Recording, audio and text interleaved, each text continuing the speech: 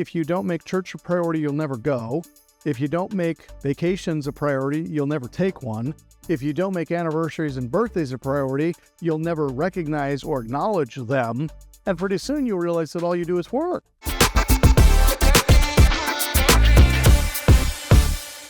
Understand what you can realistically achieve with your time each month. Plan to make the best use of the time available. Leave enough time for things you absolutely must do.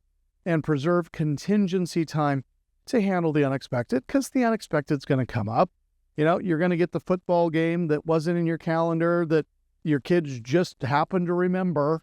So you got to rush off to that. Or you got elderly parents that are in homes or have medical doctor's appointments that you need to be involved in. We obviously need to take care of those things.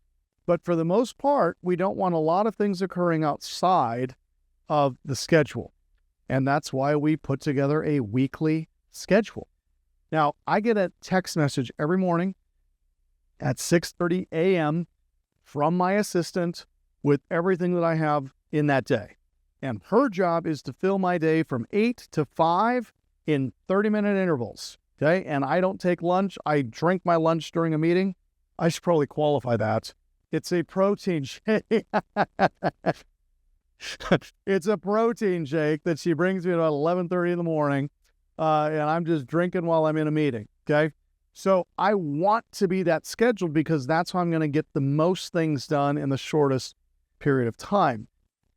Now, unfortunately, this comic, hopefully it doesn't speak to all of you, but I know it'll touch some of you. She says, on Mondays, I get ready to plan my week. On Tuesdays, I plan my week. On Wednesdays, I revise my plan for the week. On Thursdays, I put my plan for the week into my computer. And on Fridays, I think about starting my plan for the next week.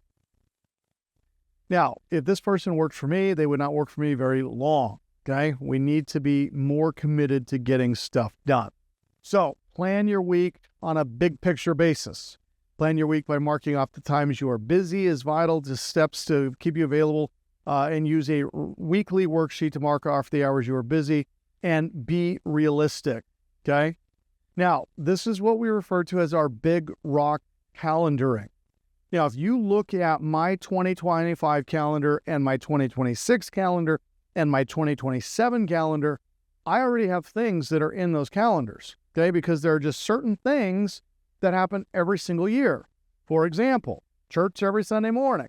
I do the He's the Solution sermon at 6:30 a.m. I play on the worship team at my church at 9 a.m. on 11 a.m. On Thursday evenings, I have worship practice for my church. On Wednesday night, I lead a small group at my church, okay? So a lot of church activities, but as long as they go in first, I can get to those things. Next, anniversary with my wife, birthdays with my wife and kids, family activities, and vacations. So any school functions, I have my son Preston and his twin sister Andrea are graduating this year. So we have graduation coming up in June of this year. We're taking them on a senior trip. We're going on a European tour for 3 weeks to introduce them to Europe and that whole thing. My son is going on a basketball training in Spain, so we're going to be over there with him in May. That's a 2-week trek.